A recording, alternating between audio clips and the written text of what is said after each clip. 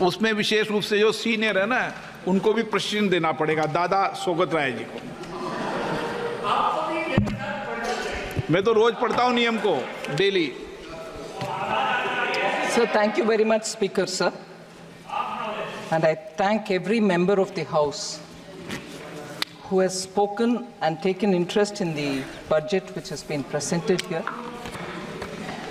Let me at the outset thank the people of this country for giving this government, headed by Shri Prime Minister Shri Narendra Modi ji, a historic third consecutive term in office. It actually reaffirms the faith the people have and the commitment with which Honorable Prime Minister is leading the country, and therefore building stability and coming up with people-centric policies. We shall all work together to build a Vikasit Bharat by the year 2047. I am extremely humbled by the trust faith. I am extremely humbled by the trust vested in me by Honorable Prime Minister, and it encourages me to work even harder to attain government's vision of Vikasit Bharat. I would like to thank all the members for having participated in this robust debate, and I'm trying here to address almost all the issues raised by the honorable members, and I shall go by issue, which would cover many members under each issue, but I'll try to name as many of them as possible. So just before I do the part where I'm responding to the honorable members, I would like to highlight some of the budgetary points, features, which is very important for us to understand where this budget fits in itself in the long path towards Vikasit Bharat. Sir, this budget actually draws upon what was mentioned in the vote on account. So essentially infuses into itself everything, almost everything said in the vote on account. And after that, of course, brings a newer addition towards making this year the first step towards the next 5 years leading towards Vikasit Bharat. So the continuity from the vote on account is something that I'd like to underline. The principle of governance has from 2014 been Sabka Saath, Sabka Vikas, Sabka Vishwas, and Sabka Prayas. And following that, we shall come forward and work together to make sure we overcome all the difficulties. The budget actually seeks to consolidate all the earlier accomplishments. It also outlines measures in order that we overcome the challenges, and two core elements have been highlighted. One is the social inclusivity, that is reaching out to all strata of the people in the society, and geographical inclusivity through equitable development for all the regions in our country. So we are taking a whole of nation approach and now seeking to make sure that we fulfill the aspirations of our people. So briefly, if I were to summarize on points which are meeting this objective that we have set before ourselves, is the expenditure of the government has actually grown exponentially. It is today 48.21 lakh crores. It is projected to grow by about 7.3% over 23-24 and 8.5% over pre-actuals of 23-24. We call it pre-actuals, although with the final figures are almost there because it has to be certified and audited. We give the nomenclature pre-actuals, but they are close, actually close to the real REs. Within the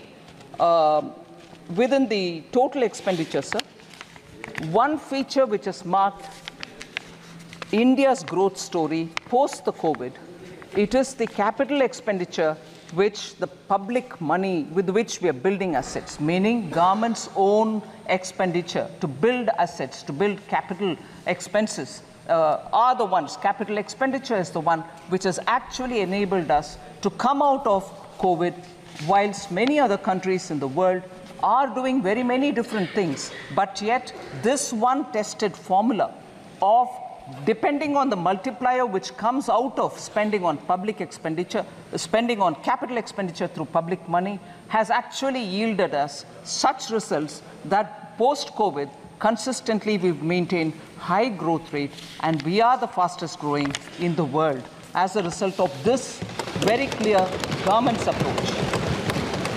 And in that total expenditure of 48.21 lakh, 11.11 lakh go for capital expenditure.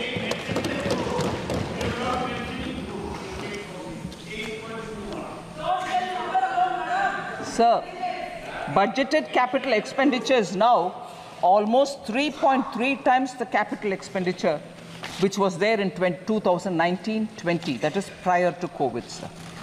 If you actually calculate the effective capital expenditure, that is the sum which is referred to when the budgeted capital outlay and the grants and aid for creation of capital assets which is given to the states, grants and aid go to the state's capital account, but it remains in the revenue account for us.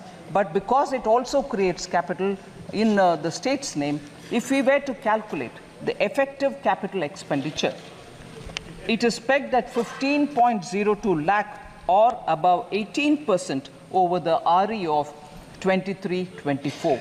So that is the impetus we are giving for growth to be sustainable and for us to retain the growth rate that we have been very clearly attributing for the hard work of the people of this country. I'm not getting into the details of the revenue expenditure because that is already in the budget documents. But more importantly, I get into talking about the allocations because I think a lot of members have said probably the allocations in the social sector has come down.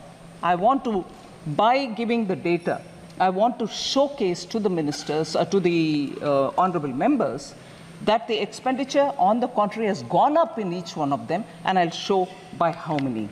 So agriculture and allied sector in 2013 and 14 had just 30 lakh crores, meaning 0.30 lakh crores, whereas now it is 1.52 lakh crores. It is even 8,000 crores more than the last year, which is 23-24. So even over last year, we have made an increase and not brought a reduction in them. So education and employment and skilling is the next one, sir, in which 0.85 lakh crore is what was allotted for education, employment and skilling in 2013-14, whereas today it is 1.48 lakh crores, which is 23% more allocation even over the last year, 28,000 crores more than last year, which is 23% more allocation compared to even last year. In 10 years, 0.85 lakh crore to 1.48 lakh crores. Women and girls, 0.96 lakh crore in 13-14, it is 3.27 lakh crores. 41% more allocation or 96,000 crores more than the last year.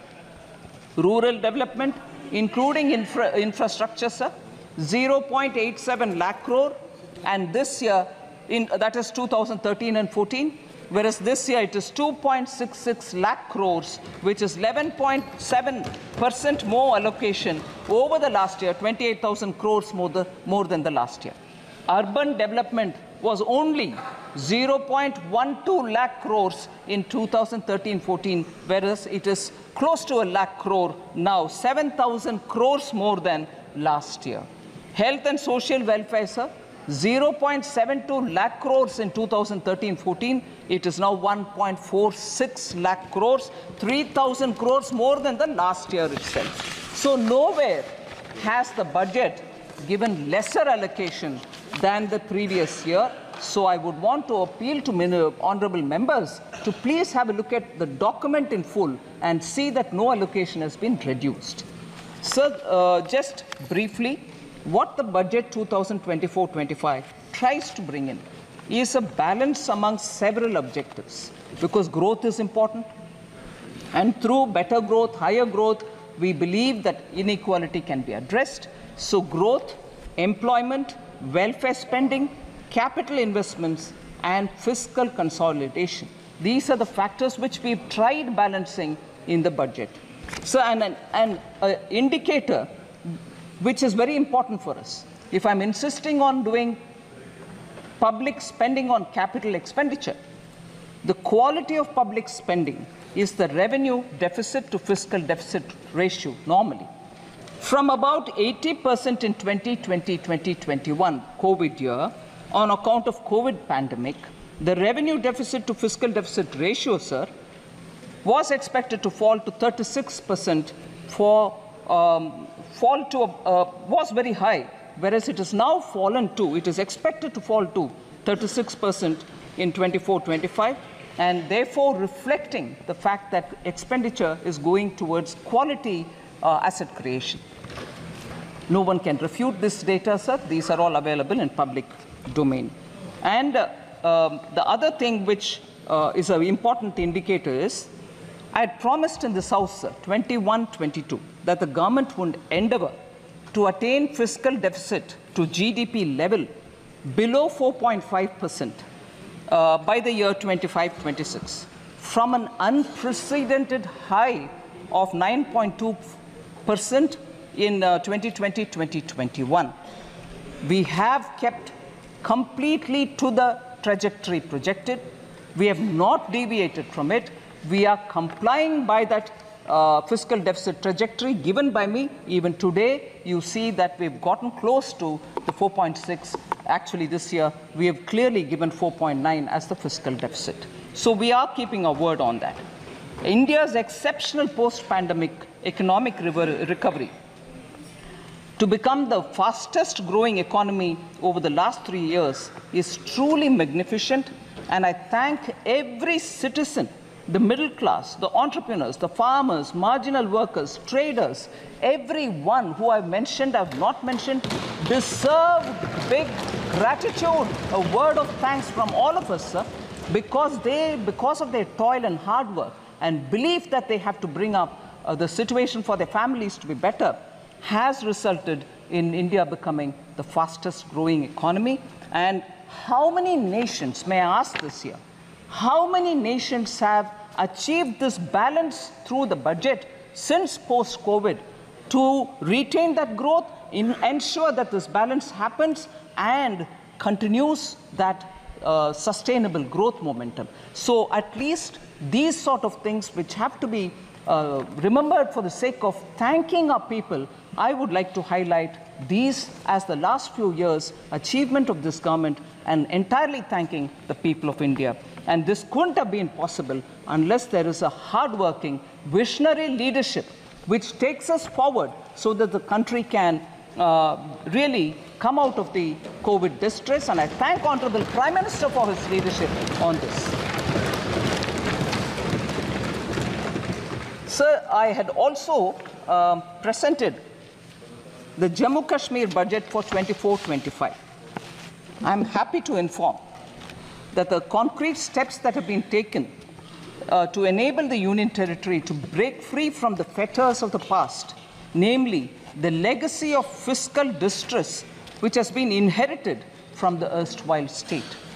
We have provided substantial financial support, and I'll give the numbers, 17,000 crores in the union budget of the UT of J&K this year. It includes 12,000 crore towards financing the cost of Jammu Kashmir Police. That's a burden we want to take on our shoulders so that J&K has more flexibility to spend money for developmental activities. And the additional central assistance of 5,000 crore has been provided. With this support, I expect the GSDP ratio, fiscal deficit to GSDP ratio of the Union Territory would be somewhere, and I'm estimating it, somewhere in the range of 3% for the year 24-25. The public finances of the Union Territory are now back on the rails, and they are now able to focus on developmental activities much more than ever before. And the fiscal prudence is the biggest spirit with which the welfare activities are being taken up without any compromise on Sabka Saath, Sabka Vikas. So, because Jammu and Kashmir budget was particularly of interest to some of the members, I would like to respond to the members as well, much before I go to responding to members on the general budget. Sir, some members of J&K have raised questions about unemployment rate in J&K. Mia Altaf MP and also Honorable Member Aga Syed Ruhullah Mehdi. They have raised issues about unemployment, and I would want to put it on the record of this House. Unemployment rate, that is for the age group of 15 to 59 years, has actually come down for J&K from 6.4% in 2020-2021 to 5.7% in 21-22 to 4.4% in 22-23, sir. So there is a reduction in the unemployment rate in J&K. The reduction is primarily because there is a lot of avenues being created for self-employment, and livelihood opportunities through Government of India schemes are reaching all people in J&K, and as a result, you can see that employment opportunities in the sense of self-employment has actually grown. So again, Honorable Member Mia Altaf had raised this issue about the works that were undertaken by the Union Territory government for the welfare of tribals. I'll certainly like to say, sir, there are about 9 important things which need to be highlighted. The Union Territory government has undertaken several initiatives for tribal welfare in the areas of healthcare, education, culture, infrastructure development, and livelihood. After 2 decades, actually, forest rights were granted to tribal communities. 2 शतक के बाद, इंतजार के बाद, tribal communities का उनका हक forest rights के द्वारा दिया गया है. 5,943 forest right certificates have been issued to the tribal people. First ever survey of the nomadic tribal population has also been conducted. Transport facilities are being provided to the nomadic tribes and the Bakarwals because they move up the range during summer and come down from the higher reaches to the lower levels. Transport facility is also being provided. Transit accommodation is provided to migratory tribal communities. Again, the communities which move from colder to slightly warmer regions in winter, including community kitchens, medical and veterinary dispensaries, and community toilets. All these have been provided for the migratory tribal communities. Professional coaching centers, scholarships, skilling for 48,000 tribal youth, 8 new hostel buildings, 285 smart schools, 6 Ekalavya residential schools have all been developed in the Union Territory of Kashmir. 80 schools to be transformed into smart schools in the tribal areas. That's a very important step forward, and it will benefit tribal children. 186 tribal villages are being developed under the PM Adi Adarsh Yojana, so helping tribal communities. Tribal Research Institute is being developed in Srinagar, and these are some of the very specific measures being taken by the government, and I hope the Honourable MP has got substantial information on the question that he asked. Sir, now I come to the general budget, in which I go by issues in which many members of parliament have spoken, so I've clubbed together members. The first issue I take up is members from the opening speaker, Kumari Shelja, Professor Saugata Roy, Hebe Eden, Dr. T. Sumati, Charanjit Singh Channiji, and many others have all spoken about how there is a threat to cooperative federalism. Only few states have been given the benefits in the budget. Sir, I'm very sure, I would like to humbly state this, I'm sure all the members know that in a budget speech, if a state is not named, it doesn't mean that no money goes to them. And therefore, that was a misleading campaign, which, being in the opposition, unfortunately, a lot of members did speak about. It pains me to know. It pains me to know that they could say that if you're not mentioned in the budget speech, your state gets nothing at all. Sir, I would like to. I'd like to tell you, Honorable Speaker, sir, from 2004-5, sir, 2004 to 5 onwards. First of all, I'll say बाकी राज्यों को क्या है वगैरह, but I'll first say some things. Sir, कोई भी माननीय सदस्य बैठे बैठे कोई भी टिप्पणी करे तो आपको उसका जवाब नहीं देना। ठीक है सर। बिना permission. Sir,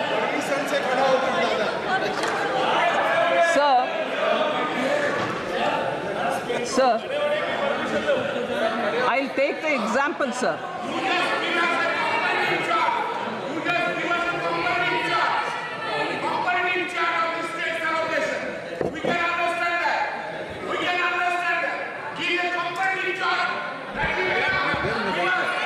Sir, I'd like to compare. Sir, I'm picking up on the budget speeches since 2004-5, 5-6, 6-7, 2007-8, and so on, sir. 2004-5 budget did not take the name of 17 states. I'd like to ask the UPA government members at that time, did money not go to those 17 states? Did they stop it? Then if they stopped it, they have every business to ask this question. I presume they didn't stop money going to those 17 states because they didn't name it. So when it is one thing for them, it's all right. When the same thing happens somewhere else, no, it's not all right, you've deceived. 17 states were not named in 2004-5. 18 states were not named in 2005-6. 13 states were not named in 2006-7. 16 states were not named in 2007-8. Money didn't go to them. 2008-9, 13 states were not named. 2009-10, 26 states were not named. 26, which means only 2. Sir, oh yes, sir, if we are being blamed that only 2 states were named and the other states are not getting anything, 2009-10 budget had only 2 states, Bihar and Uttar Pradesh, and no other state. What does that mean then? It's all right when you do it. You didn't give money to those states which you didn't name. So, sir, you can't have it both the ways. You do one thing and then you blame the same thing on somebody else. What happens to the states which were not named? I'm asking now, 2009-10, 26 states of India did not have a mention. 2009-10, the full budget, 20 states. Interim budget did not have 26. The full regular budget, 20 states did not have it. So what does that mean, sir? They continue to ignore states. 2010-11, 19 states were ignored. 2011-12, 15 states were ignored, they didn't mention. 12-13, 16 states were ignored. 13-14, 10 states were ignored. So, sir, for that matter, the interim budget of 2014-15 ignored 26 states. Was there a noise? Did people say you ignored those states, you didn't give money? So, if you want to distort and create uproar, you want to give a sense of fear among people, you can go about distorting data. But this stands here, sir. Sir, in the last few years, now each state, we had ministers go and explain how much has been given to each of the states. All right, sir? Record तो है, record है दादा, इसीलिए record होता है वकीलों के पास. Sir, I just want to say this, sir. Just random examples of how much has gone to different states. Bulk drug parks in Himachal Pradesh for now 1,900 crores. Very recently announced by Prime Minister Modi.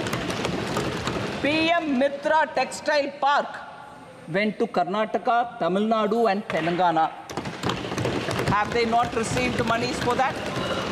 500 crores for Greenfield Park and 200 crore for Brownfield Park. These are just random examples, sir.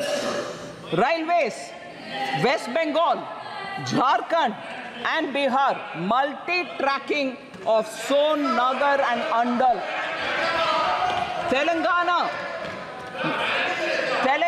and Maharashtra. Yes, it is, everybody is right, and that's why I'm answering. But instead of reading a complete list, I'm giving random examples so that people can understand. 2,700 crore for Himachal Railway. Railways, Telangana and Maharashtra, doubling of Mudked, Medchal, Mehboob Nagar, Don route. Telangana and AP, doubling of Motumarri, Vishnupuram sections. Telangana and AP, Bhadrachalam, Dronakal sections. Amount, sir, 12,334 crore. West Bengal, Jharkhand, Bihar. Telangana and Maharashtra, 4,686 crore. Telangana and AP, 1,596 crore. Telangana and AP, Bhadrachalam, Dronakal section, 770 crore. These are going for railways alone. Himachal Pradesh 27. Sir, major highway projects. Kerala, major highways projects.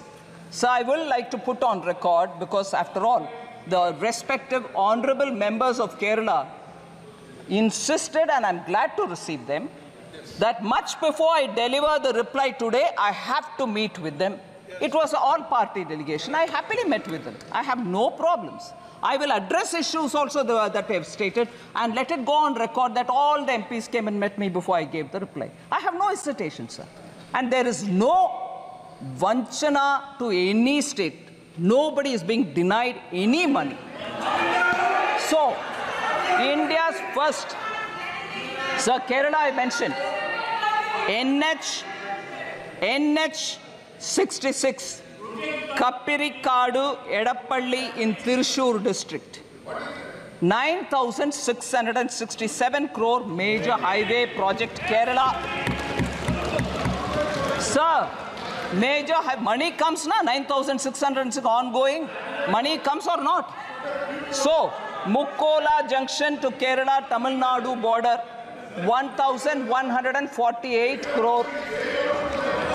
Sir, J&K, Punjab, Haryana, Delhi, Amritsar, Katra road project, 18,000. Sir, kindly, honorable speaker, sir, J&K, Punjab, Haryana, Delhi, Amritsar, Katra road project, 18,274 crore. Sir, again Kerala, sir. India's first transshipment port. All of us happily celebrated when a very big vessel reached Virinjam port.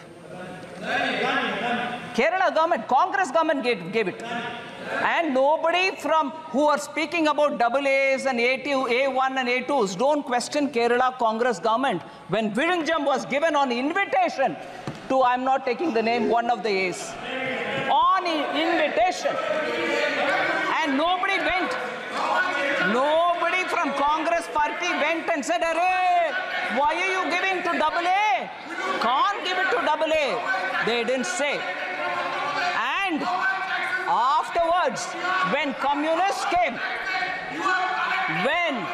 when Communist Party came to power in Kerala, even they did not disturb it.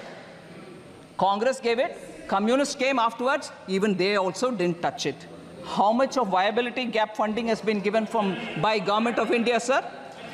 818 crores have been given for Virinjam Port by Government of India for a project that they themselves invited one of the A and gave it, and that one of the A was given by Congress, Another who came as a communist also did not touch it. It's going on fine till today. But lectures on AA is only for all of us.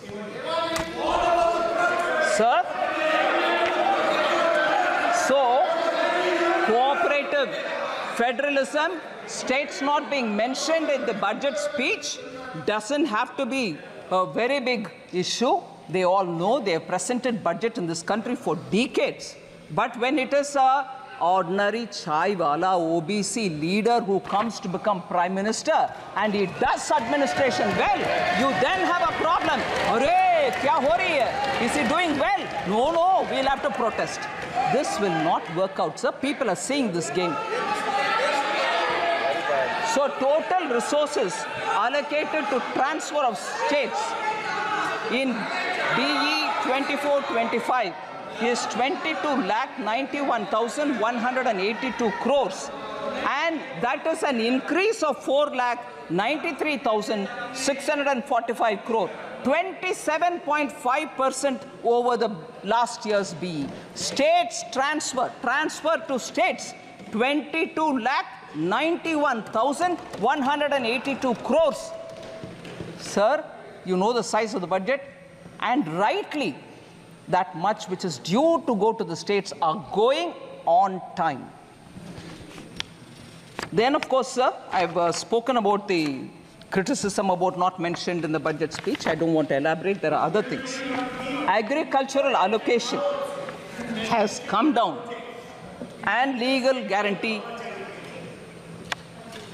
for MSP. This also has been spoken by more than 20 speakers. Honorable 20 members have spoken. Honorable Minister Shivraj Ji has been answering a lot of questions related to agriculture in the last few days. There may be some repetition in my statement, but I'd like to highlight. So the budget allocation for the Department of Agriculture and Farmers' Welfare was only 21,934 crores in 2013-14. 13-14 में 21,934 crore rupees ही था agriculture के लिए allotment. मगर अभी 24-25 में वो बढ़ करके 1,23 लाख को 1.23 लाख crore हो गया है. 5 गुना increase है sir. Sir, more than 3.2 lakh crores have been disbursed to over 11 crore farmers under the PM Kisan since its launch. 3.24 lakh crores has been disbursed for 11 crore farmers. So institutional credit targets for agriculture has increased more than 2.5 times. 2014-15, it was 8 lakh crores. Now it is 20 lakh crores. किसान को ये पैसा institutional credit मिल रहा है. Interest subsidy is also being given to kisan.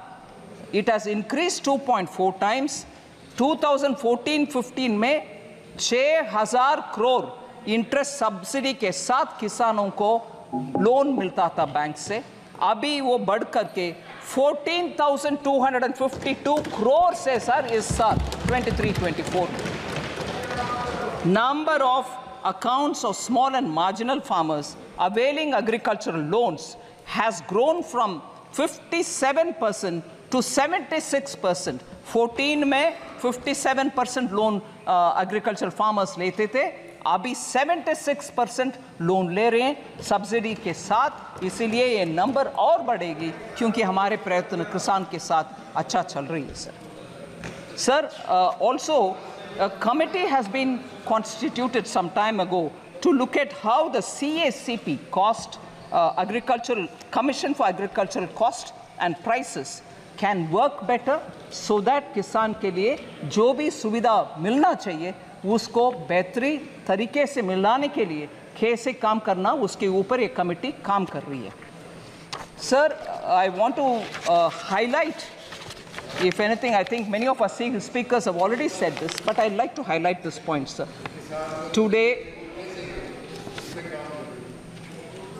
Today, sir, the Congress Party and the India Alliance partners are all doing good lot of politics on the farmers.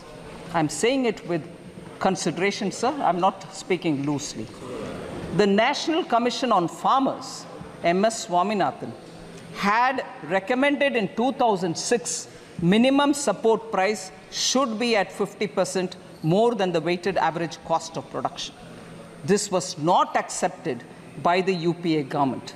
The cabinet note, which was drafted in July 2007, said, and I quote, sir, MSP is recommended by the CACP on objective criteria considering the variety of factors involved.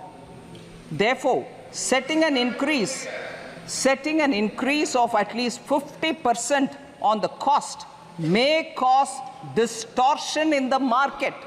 In some cases, there may be a mechanical linkage between MSP and cost of production per producer. इतना कह करके MS Swaminathan के report को दरकिनारे कर दिया UPA government ने 2007 में। फिर 2004 मैनिफेस्टो में कांग्रेस पार्टी बोलते हैं कि एक कॉम्प्रिहेंसिव क्रॉप इंश्योरेंस ले आएंगे, मगर सचमुच में पीएम फसल बीमा योजना ले आने वाले कौन है सर? हमारा प्रधानमंत्री मोदी जी। फिर कांग्रेस पार्टी ने ये भी कहा it would examine the feasibility of direct income support to farmers, मगर किसान सम्मान निधि 2019 में ले आने वाले कौन है सर? माननीय प्रधानमंत्री मोदी जी। इसीलिए Congress party they can go on shedding crocodile tears about farmers, कोई implementation में कुछ नहीं किया पिछले 10 साल में, ऊपर से I would say even for several decades कुछ भी नहीं किया. The failure of the flagship loan waiver, sir, मैं failure of the loan waiver 2008 के ऊपर बात करना चाहता हूँ. 2008 के चुनाव में किसान के लिए लोन वेवर के ऊपर इतनी सारे बातें की. CAG found gross irregularities in the implementation of the 50,000 crore agricultural debt waiver and debt relief schemes. एक आध विषय उसमें CAG रिपोर्ट में कहा गया कि around 164 crore was waived off in violation of the guidelines. Implementation में पूरे के पूरे गपलाबाजी करने वाले कांग्रेस है सर. 22% of the cases में lapses and errors पाया गया. 8.5 farmers out of the accounts audited were not eligible to get loans. शायद जीजा बच्चीदा आ गए इसीलिए लोन जिनका मर्जी दे गए. कोई इसमें मेजरिंग मापदंड कोई फॉलो नहीं किया. 34% of the eligible beneficiaries of the test checked accounts were not issued debt waiver certificate. ये मैं मानती हूँ बेरहम एक स्टेप है सर, जिसमें अगर बैंक वो सर्टिफिकेट नहीं देता वो किसान दोबारा लोन नहीं ले पाता. 34% of the eligible cases में वो सर्टिफिकेट तक नहीं दिया गया. इनके लोन वेवर जिसके ऊपर वो जीत कर आए 2009 में, उतना गपलेबाजी हुआ उसमें. आज किसान के ऊपर रो रहे.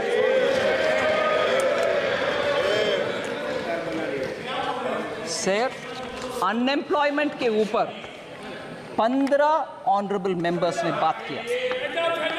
सर, इसमें कुमारी सैलजा, अभिषेक बैनर्जी, सौगता रॉय जी, हिबी ईडन, राजीव राय, दुराई वाइको, पप्पू यादव जी, डिम्पल यादव जी, एनके प्रेमचंद्रन जी और के सुब्रायन जी, ऐसे बहुत सारे, डॉक्टर सुमति, अनएम्प्लॉयमेंट के ऊपर बात की.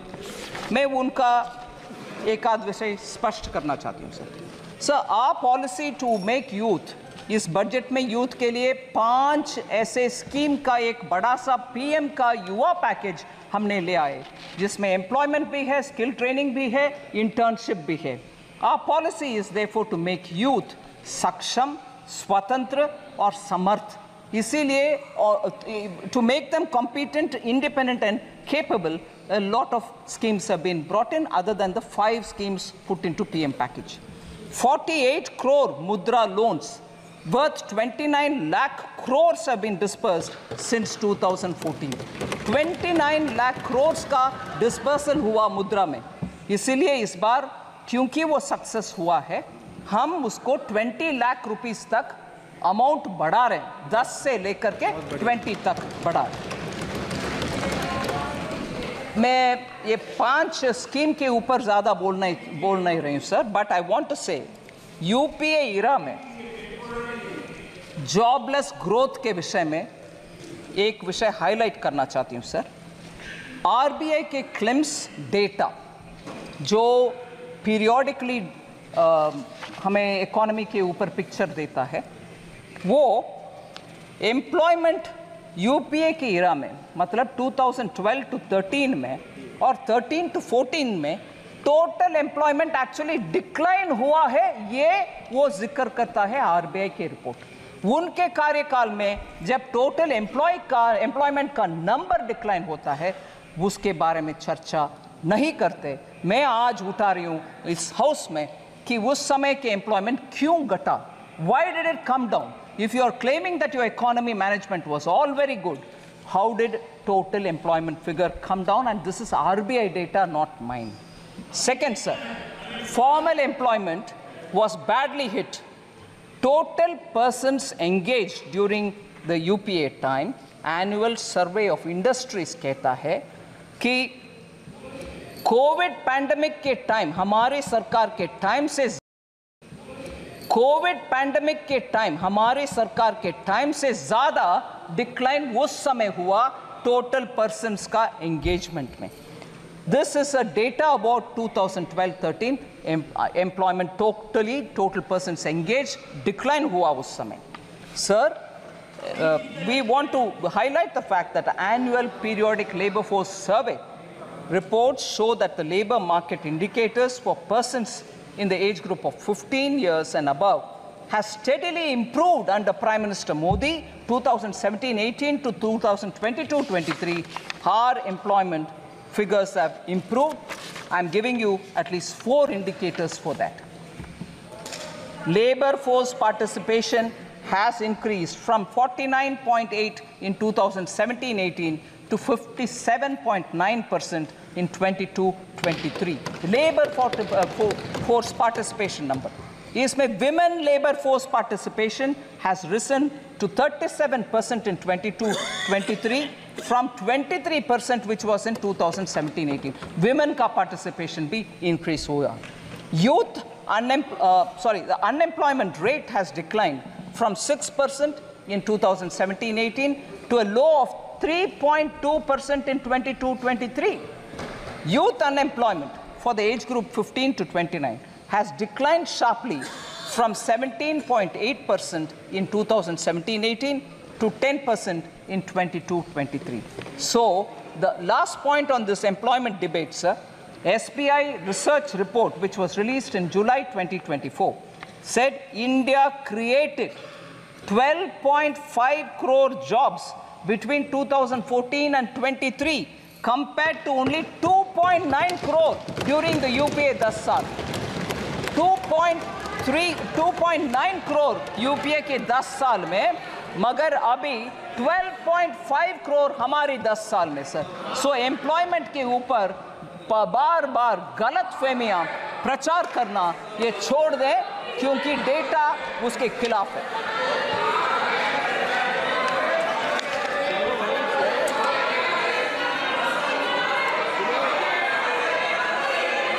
Sir, next is the question of inflation management. And inflation, periodic labor force does not include Narega, sir. नहीं. Does not include. I'm sorry. No comfort on that. Sir.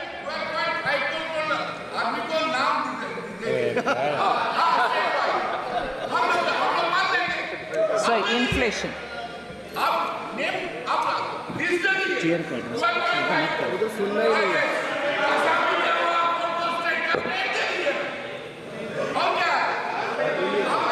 Sir, inflation, sir. Inflation as a subject. 7 honorable members spoke about it. I'm not taking their names. Sir, we saw double-digit high inflation period during the UPA era, and that is because of their reckless policies. I want to differentiate between the inflation which prevailed during UPA and the inflation, if at all, within the range which prevails now, some months which have gone up. There is a difference. Domestic inflation used to be higher than the global average during UPA's time. Global financial crisis 2008, sir. If we are talking about COVID, which is much, much more complex than the global financial crisis, global financial crisis 2008, UPA government took stimulus measures to boost the economy. But I'm sorry to say, I'll come to this particular matter because it has a relevance to one of the honorable members. Harvard and Oxford educated leaders, UPA government was run by them for the economy, did not know when and how to withdraw the stimulus, leading to a high double-digit inflation between 2009 and 13, high fiscal deficit and debt, crowding out private investment. So between January 2012 and 2014, just the 22 months, of the total 28 months, 22 months the inflation was above 9%. Almost double digit and almost double of the forbearance limit that is permitted. Inflation के इनके record ही है sir, उसको beat करना आसान नहीं है। इसीलिए मैं बात बोल रही हूँ, UPA sir, UPA inherited a stable macroeconomic environment with inflation at 3.8% from 1999-2000 to 2003-04. Atal ji के समय पर इन्फ्लेशन उस रेंज में पर था, उसको इनहेरिट किया UPA ने. Comparatively, annual inflation rose to 8.1% between 2004-05 to 2013-14. Atal ji का 3.8%, इनका 8.1%. यही है इनका रिकॉर्ड इन्फ्लेशन मैनेजमेंट के ऊपर. सर, एक्चुअली क्योंकि हमारे MP साहब ऑलरेडी एक स्लोगन दे रहे, मैं बोलना चाहती हूँ, मैं हिंदी इलाके से नहीं आती हूँ, फिर भी ये याद है, कांग्रेस आई महंगाई लाई, ये है इनका record. Sir, because economy was in such poorly managed state because of inflation, I want to quote sir, RBI governor, उनका नाम नहीं ले रही हूं क्योंकि सदस्य नहीं है इधर, मगर वो एक किताब लिखे हैं. उस किताब में वो बोलते हैं, I quote, the finance ministry used to pressurize the RBI to soften interest rates and present a rosier picture of growth to shore up sentiments. क्योंकि आपके आर्थिक व्यवस्था इतना बिगड़ गई थी, आप RBI को फोन करके उनको बोल रहे हैं कि प्लीज ठीक से मैनेज करो भैया, क्योंकि सेंटिमेंट अफेक्ट हो जाएगा. आप कुछ मैनेजमेंट नहीं किए, मगर ये किताब में फॉर्मर RBI गवर्नर लिख रहे हैं सर इनका इकोनॉमी के मैनेजमेंट के ऊपर. शेम. वो हमें पूछते हैं कि इकोनॉमी कैसे मैनेज कर रहे हो. Sir, India's inflation between 2020-2023 is much lower than the global average. Prime Minister Modi, in spite of COVID, planned the economy in such a way that our inflation did not affect so badly. I want to just give you the list of the records, sir. NDA के समय 99 to 2004 तक 3.8, UPA 1 में 6%, UPA 2 में 10.2%, so UPA 1 and 2 put together 8.1%. अभी हम आ रहे हैं NDA 1 में 14-15 से लेकर इन्फ्लेशन 5 years में 4.5%, NDA 2 में 5.7%, NDA 1 and 2 put together 5.1%। कहाँ है 8.1%? हमारे 5.1% कहाँ है? मैं ये भी दुख के साथ कहना चाह रही हूँ, जब प्रधानमंत्री जी पेट्रोल और डीजल प्राइस को 2 बार कम किए, बीजेपी स्टेट्स ने कम किया, इन्फ्लेशन घटवाए, मगर यूपीए के स्टेट्स कोई कुछ नहीं किया। उसके वजह से उनके स्टेट में इन्फ्लेशन हाई रहा। देश के लिए नुकसानदायक पॉलिसी है यूपीए का। ठीक है, हम कैसे मैनेज किए इन्फ्लेशन? ग्रुप ऑफ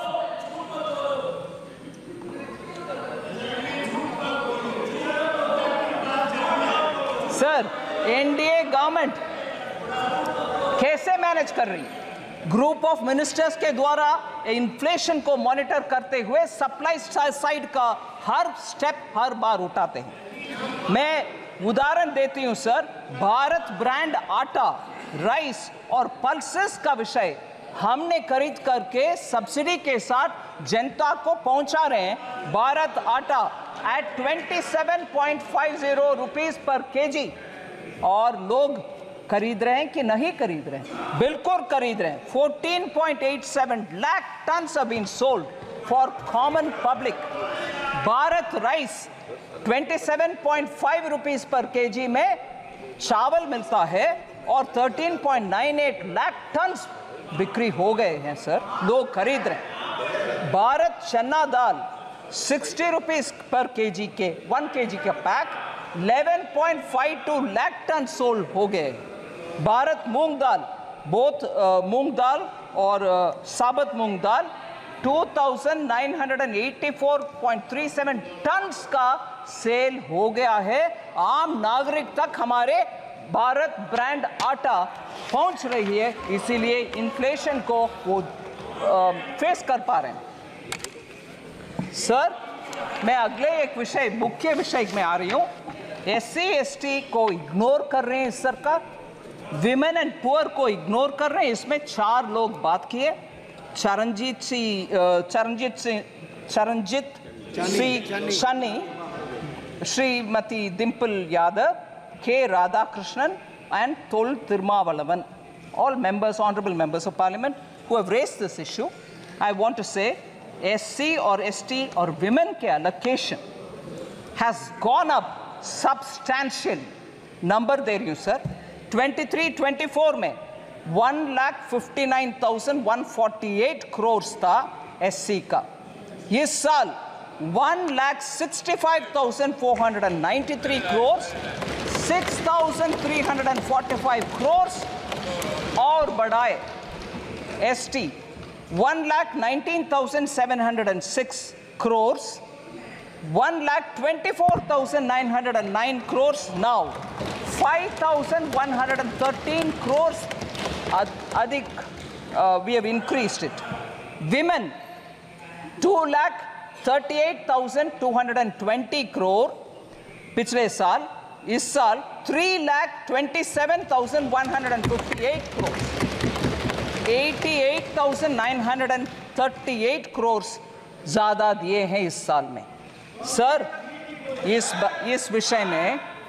विषय में थोड़ा ऑनरेबल स्पीकर ध्यान से आपके सामने विषय रख रही हूं। SC ST का एलोकेशन कम हो गया है, ऐसे प्रश्न पूछने वाले से मैं पूछना चाहती हूं। कर्नाटका के कांग्रेस गवर्नमेंट ने SC ST फंड से बजट में 9,980 दिए हुए बजट से 4,301 करोड़ ट्राइबल सब प्लान से निकाला गया, उसका पता नहीं चल रहा कहां गए।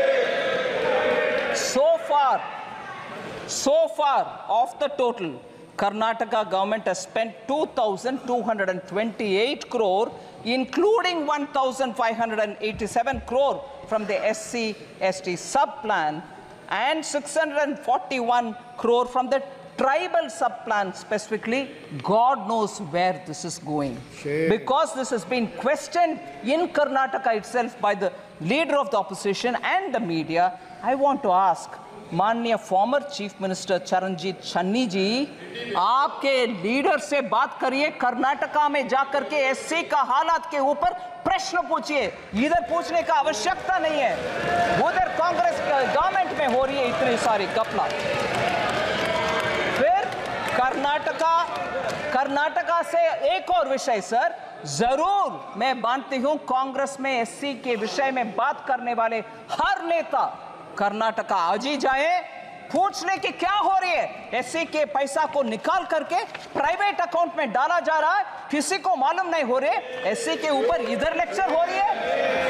वाल्मीकि विषय, कर्नाटका महर्षि Valmiki scheduled tribes development corporation scam, बड़ा सा स्कैम सर। इसमें सर विषय देख लीजिए, कितना इंटरेस्टिंग बात।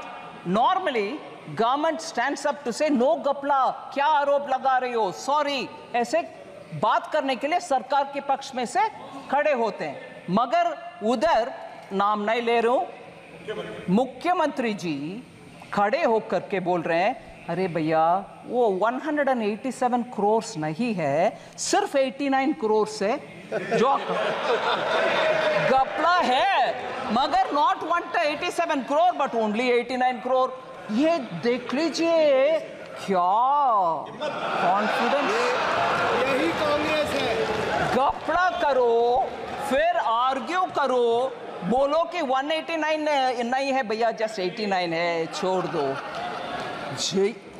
एससी का पैसा सर, एसटी का पैसा सर, दोनों उधर गपले हो रही है, मगर इधर एससी के ऊपर लेक्चर हमें दे रहे। एससी के ऊपर चीफ मिनिस्टर पंजाब के प्रश्न पूछ रहे। In the past BJP government, how many scams have been occurred? Sir, skill India mission के ऊपर, स्किल इंडिया मिशन के ऊपर honourable member Abhishek Banerjee, Madhya Pradesh, honourable member Owaisi ji और वरुण चौधरी जी ने प्रश्न पूछा।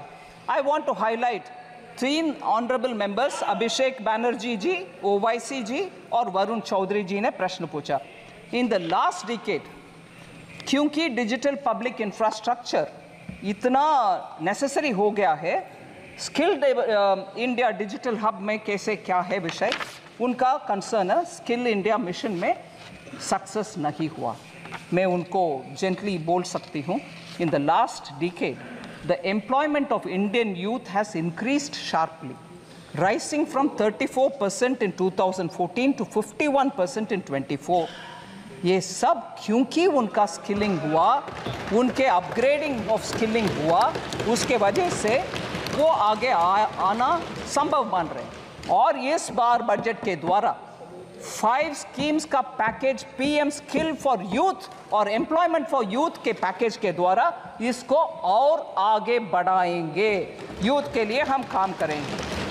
और हमारे position sir world skills competition में 19th पोजीशन में थे हम 2017 में स्किलिंग में। आज 11वीं पोजीशन में 11th रैंक में आ गए हैं bye 2020। Sir, 3 members have spoken on poverty and global hunger index. Poverty and global hunger index, कुमारी शैलजा जी, दुराई वाइको जी और Gurmeet Singh ji. Sir, I want to first of all, with all humility and modesty say, flawed indicators such as the global hunger index for India's sake may not work out. I'm not saying because you have raised a point, but I'll tell you why. In सबके विश्वसनीयता, I'll try to say it in Hindi, sir. मैं इस global hunger index की विश्वसनीयता पे कुछ बात रखना चाहती हूँ। हाँ, मैं प्रश्न रखना चाहता हूँ। हाँ, मैं जो विषय मैं क्वेश्चन के द्वारा जवाब दे रही हूँ। Conflict ridden countries sir, Pakistan जैसे कंट्रीज को, सूडान जैसे कंट्रीज को भारत से आगे रैंकिंग कैसे मिल रहा है सर? अफ्रीकन नेशंस में आज भी उनका पर कैपिटा इनकम भी कम है। फिर पाकिस्तान में आज तक आटा के क्यों, मैं I am not saying it in a sense of you look at them they are suffering, no, I don't want them to suffer, but it is a reality. Today they are not able to obtain even basic food. Here 80 crore लोग के लिए भारत देश में मुफ्त में हम अनाज दे रहे हैं, फिर भी हंगर इंडेक्स में हाई है। ये कैसे ये विश्वसनीयता स्थापित करेंगे sir? Household savings will do. Household savings at 50-year low, while household debt has been increased. Sri Honorable MP Abhishek Banerjee ने ये प्रश्न पूछा sir, year-wise accumulation. This is very interesting data, sir. I request the honorable members to kindly pay attention to this fact. Net financial savings of the household sector from 8.32 lakh crores in 2013-14 has risen to 14.16 lakh crores in 22-23. Net financial savings of the household sector. This is an increase of 70%. Household savings in the form of physical assets. Bank में fixed deposit में cash रखना एक चीज है, मगर घर खरीदना या घर में विस्तार करने के लिए कमरा बनाना वो अलग विषय है।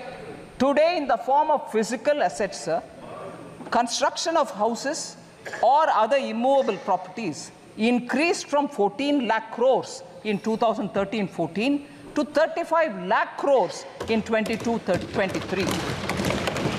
It clearly indicates a shift of savings in the form of physical assets rather than in the form of financial assets. The registered investor base at the National Stock Exchange has tripled from March 2020 to 2024 to 9.2 crores of Indians 31 March 2024 tak. So potentially translating into 20% of India's households now are channeling their household savings into financial markets. ये हम ध्यान में रखना चाहिए sir.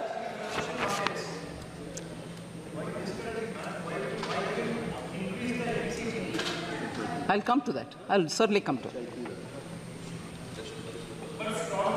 Sir, Honorable Speaker, sir, I'm almost coming to the end, sir, but one or two important points. Sir, I thought you wanted the answers. Sir, lack of transparency in budget. Lack of transparency in budget was the issue raised by Honorable Member N.K. Premchandran. I want to highlight the fact, sir. In fact, it is completely the opposite of what used to prevail under UPA. And I'll give you examples with which I want to say this charge, lack of transparency in budget, should actually be posed by N.K. Premchandran ji to UPA budgets. Sir,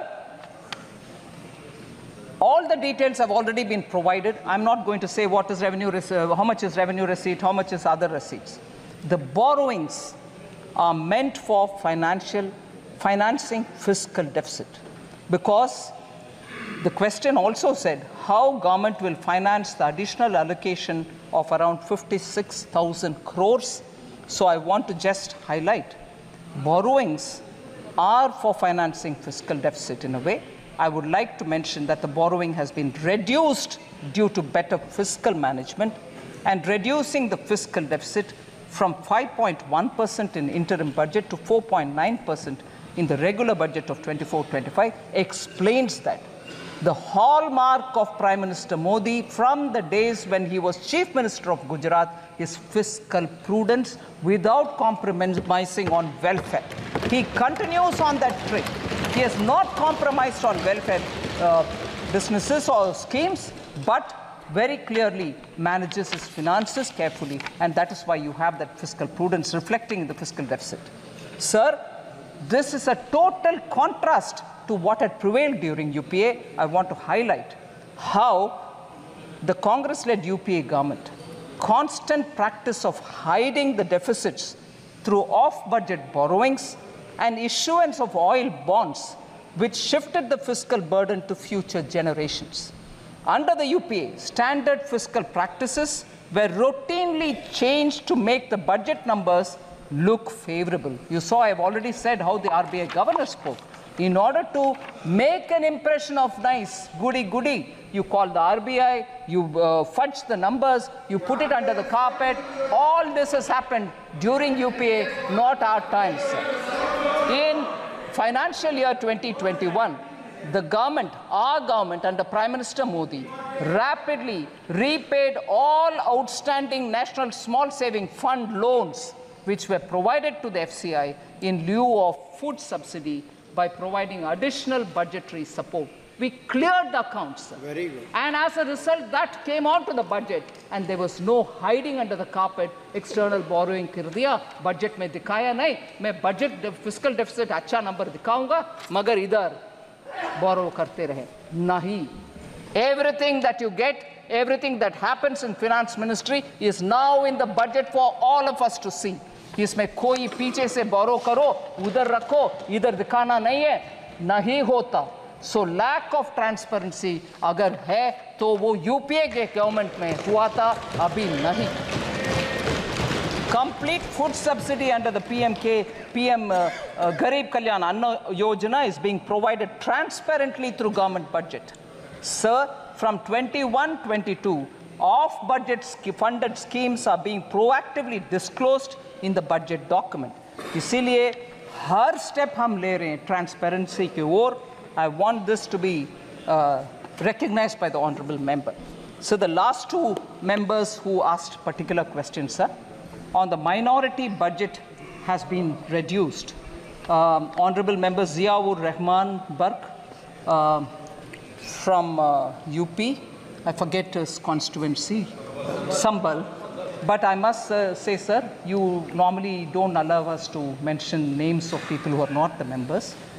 But with your permission, I want for a moment to pay a momentary dedication to his grandfather, Shafiqur Rahman Bark, late Shri Shafiqur Rahman Bark, because he was a very elderly member.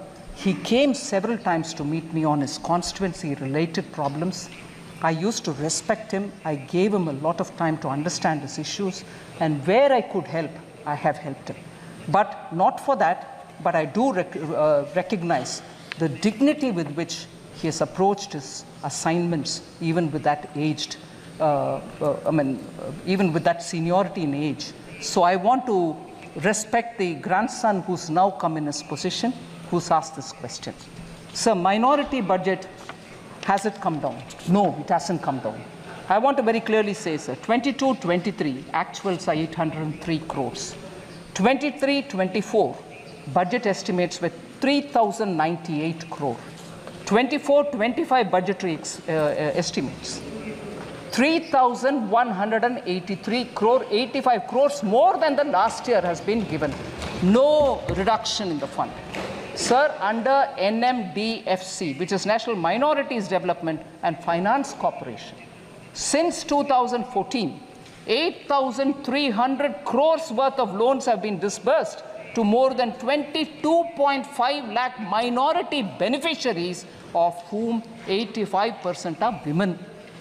So the young new member, I want to give him the information. And the last one, sir, under-insurance problem in the country, and there is an 18% GST on health insurance. This was asked by Honorable Member Karthi Chidambaram.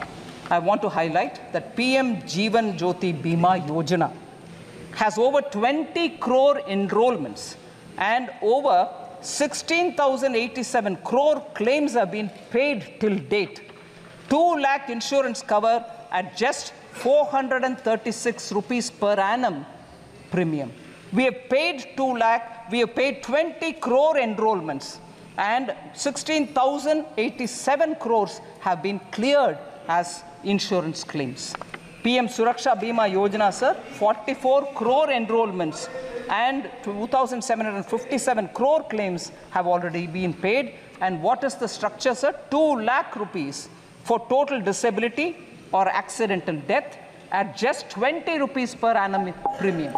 So this is the way insurance for the common people have been given by Prime Minister Modi, and this is reaching a lot of poor people. And I'm happy to say, even during COVID, we had cleared a lot of claims, even if they didn't meet the usual requirements of doctor's certificate, mortuary certificate, nothing. PM gave a clear instruction saying, during COVID, all claims be settled. We don't want anyone to suffer because insurance certificates have not come. Sir,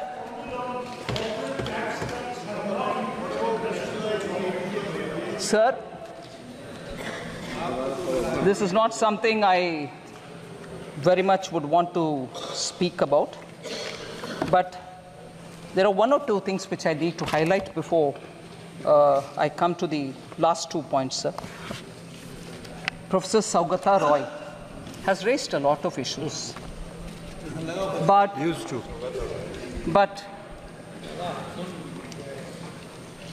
I'm astonished, sir, from the land of Bengal, which inspired our freedom movement, which gave us the slogan, Vande Mataram. Here, you don't hear me all right, no? Vande Mataram. I'll be happy to say it 10 times. Vande Mataram. Bengal gave this call, and we are very inspired by that. And from that Bengal today, we have a Professor Saugata Roy, who says, I'm not bothered, I'm not worried, but it is worth mentioning for this House's consideration. He says, I do not expect Finance Minister to be like Dr. Manmohan Singh. Certainly, I also don't want to be like Dr. Manmohan Singh. She is not a PhD from Oxford, not even like Chidambaram, who has got a management degree from Harvard. She's from our own JNU. But the problem is she's bereft of new ideas. सीधा मैं आ रही हूं sir प्रश्न सीधा मैं आ रही हूं प्रश्न में a lady who I respect a lot who sits equally in the GST council with me, Srimati Chandrima Bhattacharya, who is the finance minister of Bengal, studied in University of Calcutta. Sir, you may delete the name, sir. You may delete it. You may delete it, sir. Finance Minister of Bengal, studied in University of Kolkata. That's all right, sir. She is also, I respect her, which means, is she also bereft of new ideas? Is she also bereft of new ideas, sir? I don't want to take her name. Finance Minister of Bengal. Please delete the name. I am not against it.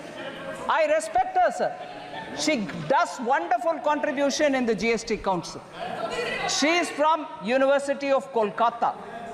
So, when the reference is made to me saying she's from JNU, but the problem is she doesn't have any, she's bereft of new ideas. Is she bereft of new ideas? Equally, I want to ask, the Chief Minister of Bengal is also from colleges affiliated to the University of Calcutta. Does it mean that if you study in Indian universities, you are bereft of ideas? She is a fighter who's leading the state for so many years. Makes chauvinist comments. Sir?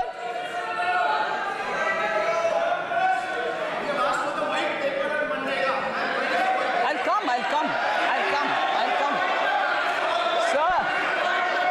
Sir, I'm astonished when we talk about the Chief Minister's qualification and saying that she's a good Chief Minister who's fighting. We are from from Indian universities. Whether it is Chief Minister of Bengal or myself, we are all from Indian universities. In what way we are less to the Harvards of the world, the Oxfords of the world? I want to ask this question to the main chauvinist professor who seem to be attacking women, and even worse, he is a professor in one of the Indian colleges. He is not teaching in Harvard. He is not teaching in Oxford. So is he also equally not so qualified?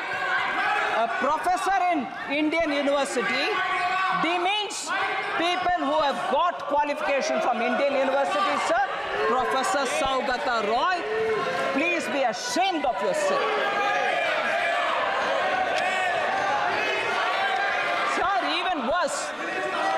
Even worse, he says in 1920, the inequality, sir, the inequality in India was less in 1920 than it is now. It's a statement professor made.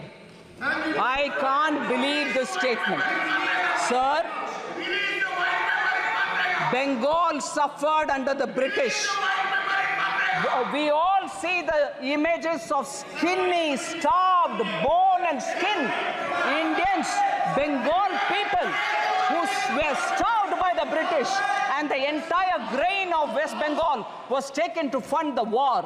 People were photographed sitting skinny with bones and skin, and that Bengal was better in equality than now. What a shameful statement to make. In this house, inequality was better under British than now. What a shameful statement to make. Now I come to talking about Bengal's economy, sir. I'll give all the white paper they want. Sir,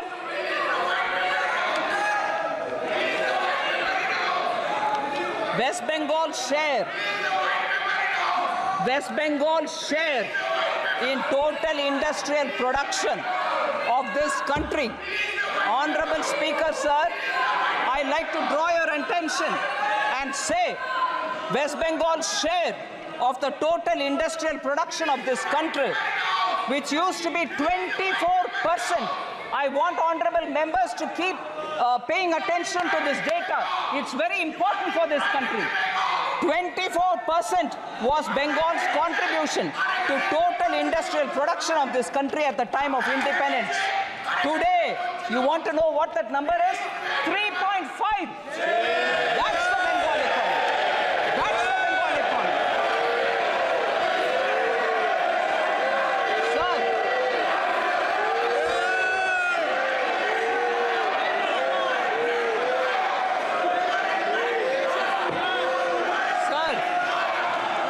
There's been a downward trend in the gross capital formation. In 2010, West Bengal accounted for 6.7% capital formation in India. Now it accounts only for 2.9%. They want a white paper. I'll give a white paper. I will definitely give a white paper. This is the performance of Bengal's economy, sir. सभा की कार्रवाई आज 8 बजे तक बढ़ाई जाती है. The state of West Bengal, sir, attracts less than 1% of the total Indian FDI. अगर आप सवाल पूछोगे तो जवाब सुनना पड़ेगा. आपने सवाल किया तो जवाब दे रही है वित्त मंत्री जी.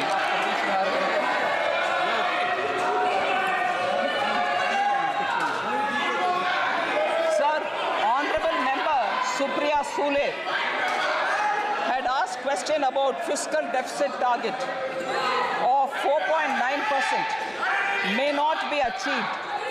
With supplementary demand, it might go up to 5.6%. Is our apprehension. I want to reply to Honorable Member Supriya Sule, sir.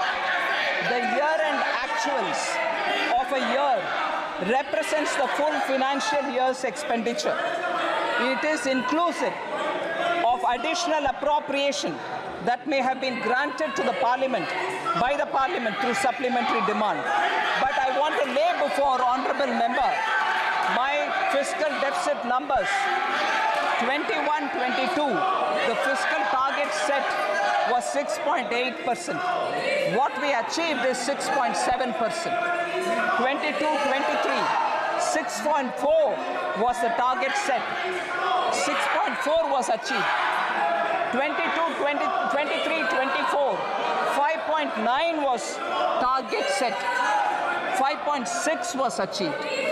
And 2024-25, 4.9 is what we mentioned here.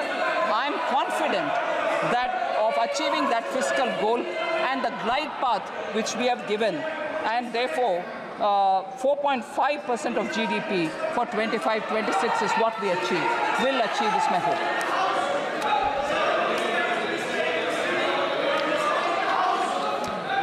Sir, before I come to the conclusion, there's one I will come to the conclusion with, but before I come to that, sir, I want to highlight the fact. माननीय सदस्य, नेता प्रतिपक्ष, please आसन के पीठ पेट कर नहीं बैठते। संविधान नेता प्रतिपक्ष हो जाने से अकल कहां से आएगा? Sir, this is an important issue I want to raise, sir, before I come to the conclusion. Sir, today, when we are discussing the journey of Vikasit Bharat, I want to draw your attention towards a very serious issue. To make India develop, it is necessary for the country to have big economic and strategic power. But if there will be instability and anarchy in the country, the journey towards Vikasit Bharat will become more difficult. This is a huge challenge for us. And as a nation, we have to understand where the problem is. India's social fabric, parliamentary traditions, economy, and the armed forces are all four being severely attacked. We have united our diverse society through the hard-working people of this country over the generations. After independence, sir, our constitution was put in place, and it has put in place several arrangements to keep the society united. But today, through a conspiracy, the fault lines of our society are being exposed. Mistrust is being created against each other in the society through fallacies, lies, and deceit. Sir, efforts are being made to create such a situation that even a spark will lead to a lot of conflict. Similarly, the attacks on the armed forces are also being intensified on some pretext or the other, or one pretext or the other. Efforts are being made to divide the army and the soldiers. The strength of the army is its discipline and unity. As a part of a conspiracy, sir, this strength of the army is being challenged. Whatever is happening today regarding Agniveer is a part of this conspiracy. I'm afraid to say this. Apart from the society, parliament, army are all under attack, and even the economy is being attacked. When the people of India have really struggled to come out of COVID and are building a society on their effort, we as people representing them in this house at least should recognize the hard work of our people and not undermine India as a country which is growing at this rate. So entrepreneurship itself is being made a villain, sir, which is a shame. Hard-working entrepreneurs are building this country. The conspiracy is to end India's entrepreneurship culture even if before it fully blooms, and thereby hitting at the Indian core backbone, which is the entrepreneurship, small and medium units, and enterprise is what is building India. Negativity is being spread in society towards all those who do business. And this hatred for business and wealth creators is spilling everywhere. There is a conspiracy to send a message to the entire world that India is not safe for investors, sir, and this is not good. Rumors are being spread that Indian institutions cannot guarantee security to foreign investments, which is really a sad situation, sir. Strategic instability, economic instability, and political instability. Some forces are working to create this kind of an image of India, and we should all fight together that this kind of instability building people should be told a lesson. There is a huge nexus. There is a huge nexus behind this, which is carrying out this conspiracy from the streets and even to the parliament. No debates without protests, which are aggressive protests, are happening. You don't even hear answers which are being given. And I'm sorry to remind this honorable House that when the honorable Prime Minister stood up to speak, at most disruption happened, and people did not want to listen to him. They were screaming, but parliamentary institutional maryada ke upar unse first lecture aata hai. Jab all over the well, they had people standing, and people were forced or nudged or cajoled to say, go into the well, protest. Sir, institutional respect, we have to keep it. Every countryman has come together to fight this conspiracy. We have to be alert, sir. And I take this opportunity to say this. So the last matter, sir.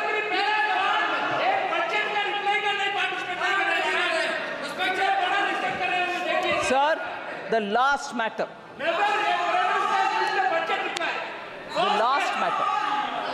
The last matter, sir. Halwa. Okay? We should talk about it. Sir, it pains me, sir. It pains me, actually.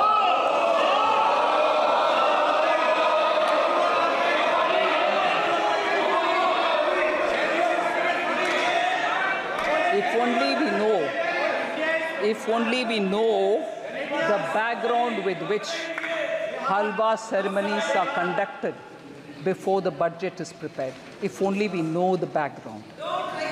Sir?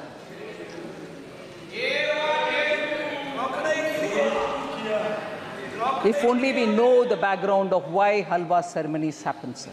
It's a very important phase where actually in this country, halwa ceremonies have been happening for a very long time. माननीय मंत्री जी, कब से हो रही है ये भी बता दो आप। मैं बोल रहे हैं सर, मिंटो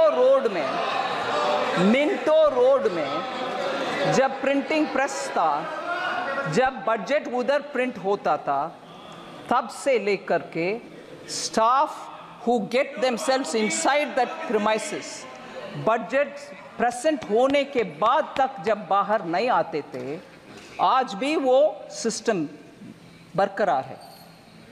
वो लोग अपने आप, क्योंकि अंदर जाने के बाद till they can't come out till the budget is read, on their own used to organize halwa making, क्योंकि भारत में एक ट्रेडिशन है, कोई भी अच्छा काम शुरू करने से पहले नींबू मीठा। At that time, sir, Italy में नहीं होगा। ओके, मैं करेक्ट, भारत में हो रहा, कहीं और नहीं। Sir, Navratri meaning 9 nights and 8 days पुराने ज़माने में they used to stay inside only, no phone, no contact, no landline. If anything, one officer who was given the power to come in and go out, he would convey the message. कुछ नहीं और बाहर world से संपर्क। मैं बोल रही हूँ, please.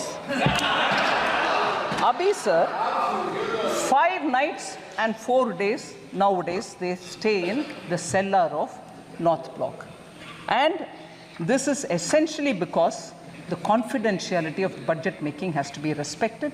So they go in, and before going in, we start this halwa ceremony. And there are media reports, sir, one or two, which I'll read out, which captures it. Halwa ceremony, sir, one media report says, and I quote, "It serves as a recognition for the hard work and dedication of the Finance Ministry officials and staff who have been diligently preparing the budget documents. Dating back to 1980, the Halwa ceremony precedes the printing of the budget documents, which take place at the basement of the North Block, a process that must be completed without any official leaving the premises until the budget formally is presented. So, this is done more, unquote. Now, I again take one line. A sense of solidarity and teamwork among the team members के लिए ये बना करते हैं. It also says it stands as a testament to the tradition and protocols observed in one of the most significant events in the Indian governance calendar. Sir? Yes? In this, sir, the staff themselves make it. The staff themselves make the halwa. Staff themselves make it. Sir, why did it become? Sir, I wish honorable members listen, sir, because they are very scared that something is coming to hit them. When did this become a photo event? When did this become a photo event? Sir, I want to underline this.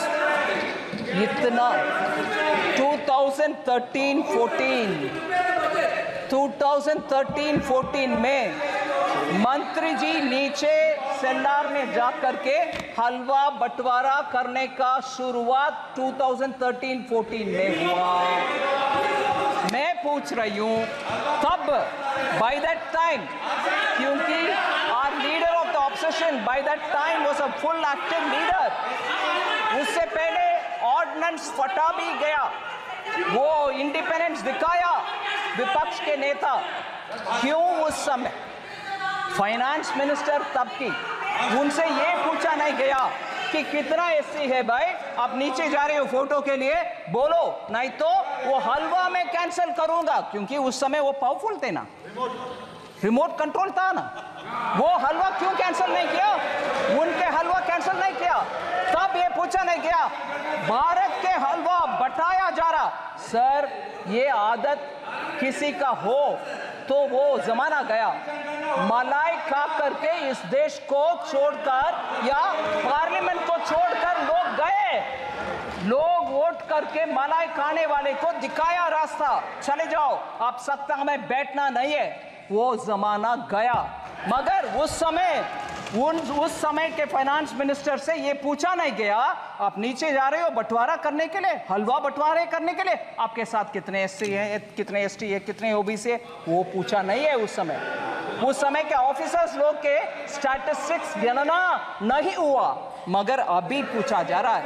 इसीलिए मैं बोल रही हूँ इस देश में लोगों को बंटवारे करने में कुछ षड्यंत्र के साथ इस प्रश्न पूछा जा रहा है. Sir, it's a shame. मैं इस मौके पर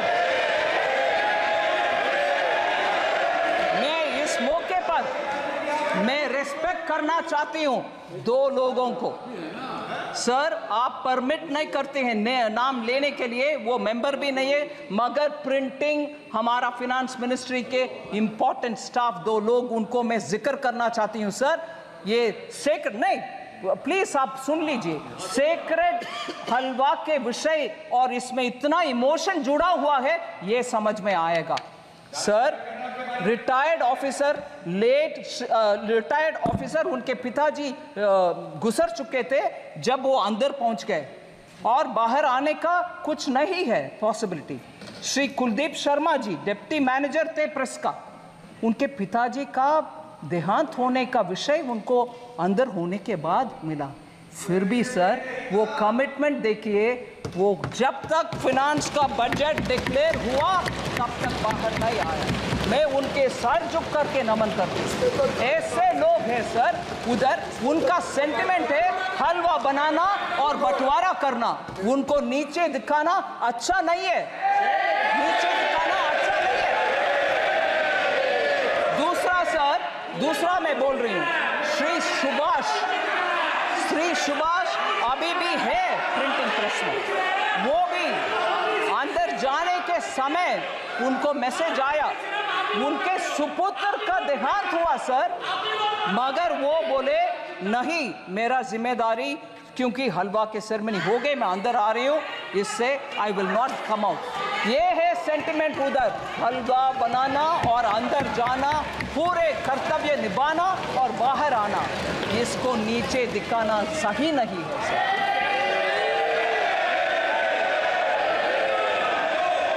सर। एससी के ऊपर, ओबीसी के ऊपर बहुत सारे विषय हमारे एमपी गण बात कर रहे हैं। फर्स्ट प्रधानमंत्री जी नेहरू जी का लेख सबको शायद अनुराग जी ने पढ़ दिखाया।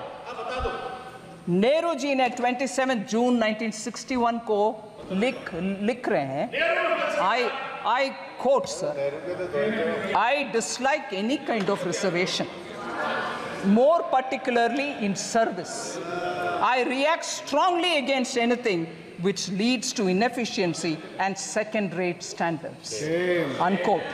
Sir, that is Pandit Jawaharlal Nehru, the first Prime Minister of India. Okay. Next, sir. खाका खालेकर कमीशन के रिपोर्ट 1955 में जब रिकमेंडेशन आ चुका था, तब से लेकर के कांग्रेस पार्टी के हर गवर्नमेंट उसको दरकिनारे कर दिए। बैकवर्ड कमीशन के कोई कुछ सोच नहीं था। In 1980, Mandal Commission report was submitted to Srimati Indira Gandhi, तब के Prime Minister. Even she didn't touch it. And तब के कांग्रेस के नारा में बोल रही हूँ sir, my Hindi is not very good, but I'll still say it. What was the slogan? ना जात पर, ना पात पर, मोहर लगाएगी हाथ पर। सो जात तब नहीं है, पात नहीं है, मगर अभी बोला जा रहा है जाति, जाति। कितना लोग हलवा में थे, कितना लोग हलवा फोटो में थे, कितने नीचे पे थे। जब तब अगर आपने सही इसको तभी ले आते तो ओबीसी ऑफिसर आज सेक्रेटरी लेवल तक पहुंचने का मौका था। You stopped it sir. No, even worse sir, शायद अनुराग जी ने नहीं बताया, मैं एक और कोटेशन पढ़ना चाह रही हूँ sir. Rajiv Gandhi ji, late Prime Minister, Rajiv Gandhi ji gave an interview to Alok Mehta in March 1985, a senior journalist. In that interview, former Prime Minister about OBC reservation says this, quote कर रही हूँ sir, no promotion of idiots in the name of reservation.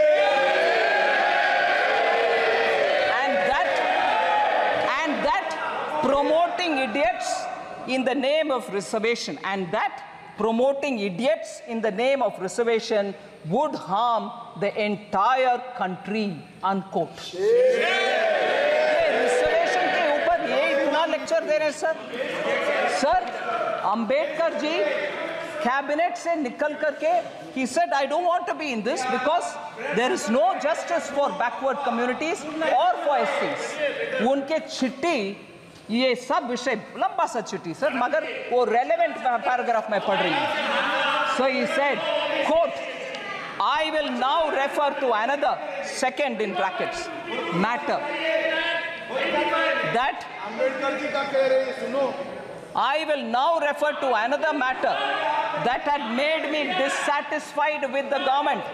It relates to the treatment accorded to the backward classes and scheduled castes. I was very sorry that the Constitution did not embody any safeguards for the backward classes. It was left to be done by the executive government on the basis of recommendations of a commission to be appointed by the President. More than a year has elapsed since we passed the Constitution, but the government has not even thought of appointing the commission, unquote. So Ambedkar ji सरकार से छोड़कर जाने, सरकार किसकी थी? सरकार किसकी थी sir? First government under Pandit Jawaharlal Nehru, the first Prime Minister. इनके दादा परदादा के बयान ये सब है सर। आज ये रिजर्वेशन के ऊपर और SC/ST के ऊपर बात करते हैं। मैं प्रश्न पूछना चाहती हूँ सर। अभी अखिलेश जी, नेताजी, लोहिया जी इंग्लिश में बोलते हैं सर, अरे लोहिया जी नेताजी खिलाफ थे उस समय। इंग्लिश में बोलते हैं चैरिटी बिगिंस फ्रॉम होम। सुनिए सुनिए, charity begins from home meaning आप जो दूसरे को बोल रही हो वो आप पहले कर दिखाओ। मैं पूछ रही हूं सर, राजीव गांधी फाउंडेशन में कितने एससी हैं, कितने एसटी हैं, कितने ओबीसी हैं? क्योंकि बाहर के वाले लोगों का नाम पढ़ना नहीं है, 9 लोग हैं, कोई एससी नहीं है। Charity begins at home sir. आप पहले आपके व्यवस्था सही करो, एससी को दो, फिर आकर हमसे पूछ लो भाई। ये बोलो sir.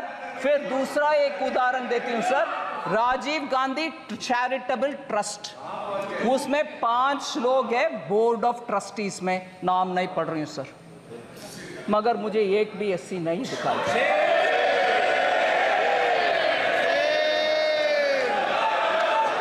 So sir, SC ST लोग के ऊपर हम सब कुछ अच्छे करने के लिए इरादा रख सकते हैं, मगर जनरेशन आफ्टर परदादा दादा सबके बयान एक ही जैसे जब है और काम कुछ नहीं हुआ, आप जाकर के आज बोलेंगे तो कैसे भरोसा आएगा सर?